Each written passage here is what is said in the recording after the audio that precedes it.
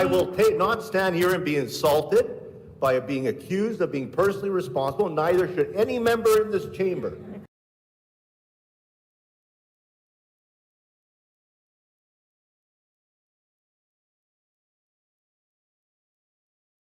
I really need to get this out of the way. Once people become elect and in office, we kind of disembody the person from the party. Without any real thought to this inherency, often we give those few people in positions of extreme power permission for excuse of their action or inaction. And that's what we're going to talk about today. Dehumanization has been used for generations by generations to achieve the end goal of overpowering the other. But honestly, horrifyingly, in more examples than not, it has been the government doing the dehumanizing. Conniving snake, infestive cockroach, you mangled trash subhuman monstrosity, fucking savages. All of these examples invite a sense of horror, a deep and seething dread.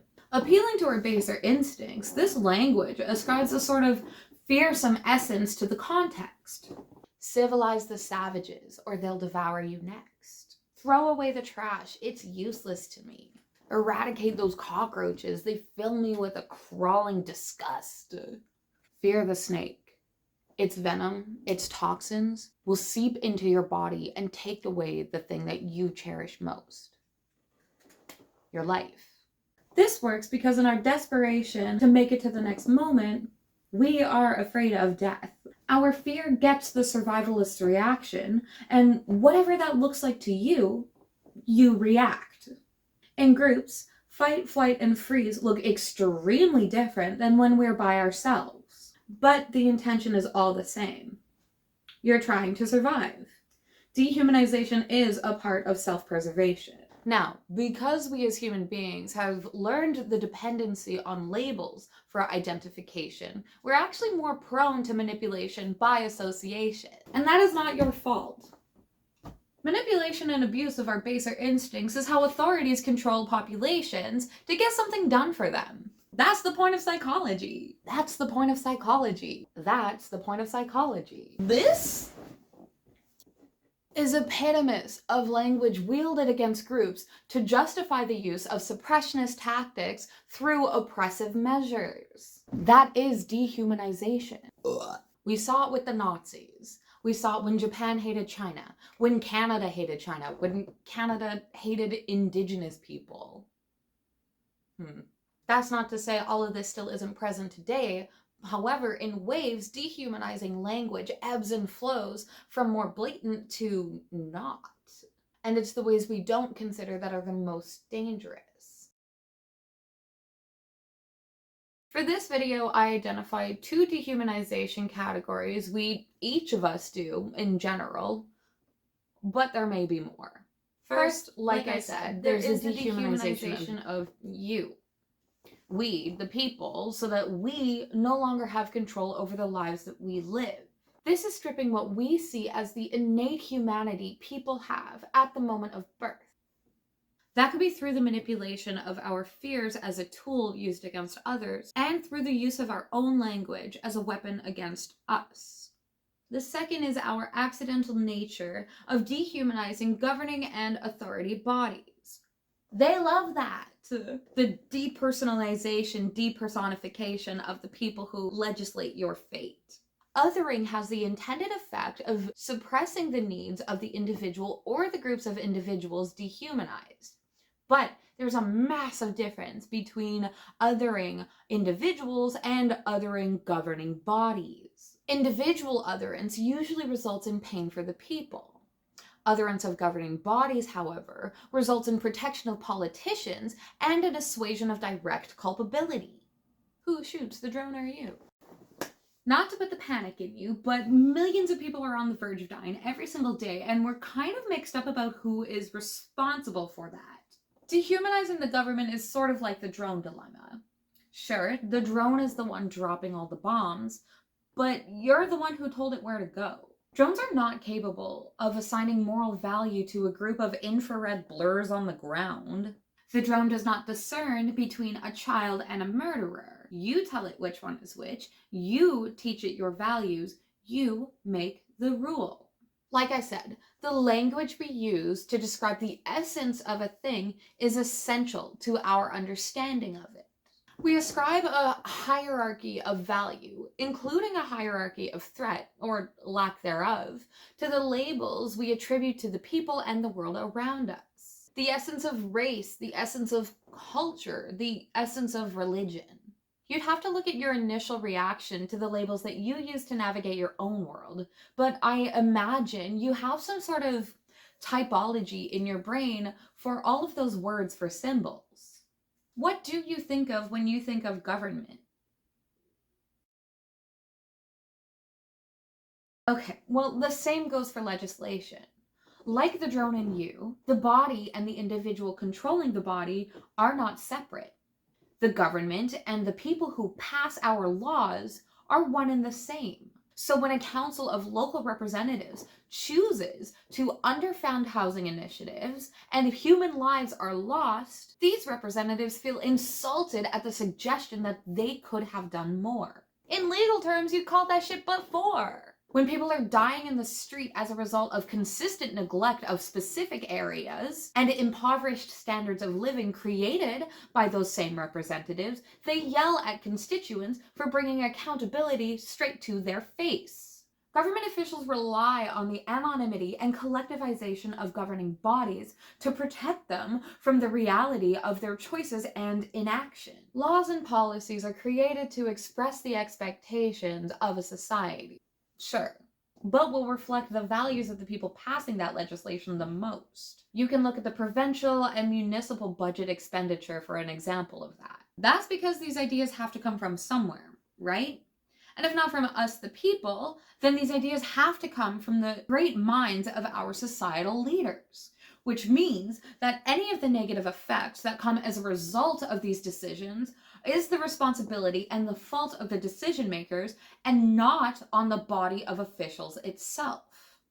The absence of labels or identifiers and the removal of humanness from entities is as powerful as the removal of humanness from the people. The difference between these is who benefits from the dehumanization of the government.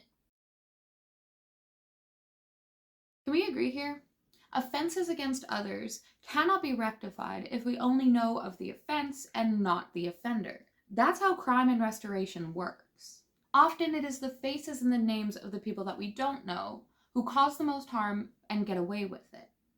I mean, the Zodiac Killer flaunted all of his crimes around, lived a meaningful life, and then died of natural causes, having never faced justice for the pain he inflicted. People called this man a monster, but all the name-calling in the world didn't save the lives of the people he hurt, and it didn't catch him either. If we as a society are going to do more than just survive ineffective governance, then we need to know the people who are choosing to kill us by using their facelessness to pass trash legislation. Your lack of knowledge about who your ward runner is exactly what they want.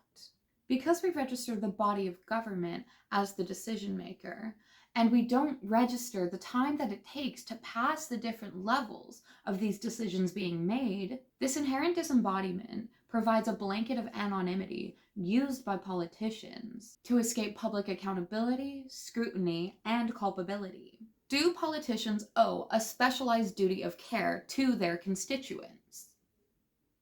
Is Heather Stephenson and her party guilty of criminal negligence for cutting funds to healthcare, despite the fact that any reasonable person would know that doing so would result in thousands of avoidable deaths in Manitoba? Are our city councillors guilty of criminal negligence for not acting quicker to house our homeless population, despite knowing that year after year for the last decade, every single winter at least one person has died? Is a lack of affordable housing an infringement on the Manitoba Human Rights Code with regards to discrimination based on source of income and social disadvantage? I don't know, I'm not a lawyer. But it would seem to me that the rage against the machine could be better used to fetter the people who run it, as long as we remember who they are. In times of absolute turmoil and pain, we are asked to never forget the people we've lost. Maybe more important than that is always remembering how it is we lost them in the first place. Hate, bigotry, dehumanization, and fear are used against us, the people, to divide our power. It's up to us to humanize the world around us and each other. It gives us a reason to live. We must recognize when we are being used against each other by the same people who tell us where we can drive and when we can vote, and to always, always hold them accountable to their humanity as well.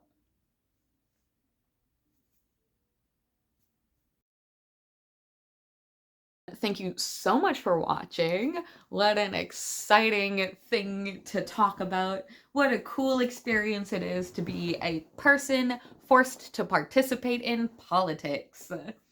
I have always said that the government is only doing its job when you do not notice that it is there, and the government is failing to do what it's supposed to do when we have to complain over and over and over and over. If you have more questions, or if there was anything that I touched on in this video that you're more curious about, please feel free to leave a comment. I will be more than happy to expand on whatever it is that needs to be expanded on. I think it's so, so important for us to always be holding people accountable to their fucking shitty actions, especially when their actions are life or death for me and you and for everybody that you know. While it may not seem like all the little things that are being decided without you are life or death for yourself, it's important to understand that it is no point in playing ignorant. I know politics is a terrifying, intimidating thing. There's nothing like being screamed at by a representative, by a fucking city councilor, to really make you feel like they don't give a shit about you and the people that you care about. Take care of yourself. I love you so much. I hope you are having a beautiful day, and I hope you continue to have a beautiful day. Don't forget, fuck the system. You're bigger than they are. There's more of us than there are of them. And we are deserving of better legislation. And we are deserving of more. Let's go. You're doing good. You're doing good.